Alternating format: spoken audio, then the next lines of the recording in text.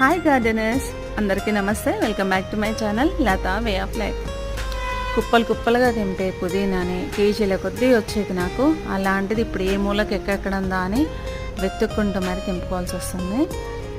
ఏదైనా ఒకటి పోతుంది అని తెలిసినప్పుడు ముందే మనం ఇంకొక దాంట్లో ప్లాన్ చేసుకుంటే బెటర్ అండి. నాకు ఆ మట్టి తీసేస్తాను, పుదీనా మొత్తం పోతాయని తెలుసు. సో అందుకే ఒక 2-3 పిలకలు తీసి పక్కకు పెట్టేశాను. అంతే, అది ఇదిగో ఇలా స్ప్రెడ్ అయిపోతుంది. ఈజీగా గ్రో అవుతుంది పుదీనా. అండ్ దీనివల్ల యూసెస్ అయితే చాలా ఉంటాయండి.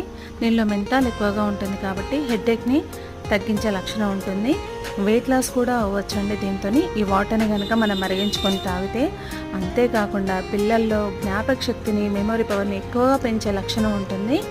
అదే కాకుండా ఈ వర్షాకాలంలో తరచుగా వచ్చే జలుబు, దగ్గు వాటి నుండి ఉపశమనాన్ని ఇచ్చి సి విటమిన్ పుష్కలంగా ఉన్న రోగ నిరోధక శక్తిని పెంచే ఆకు ఈ పుదీనా.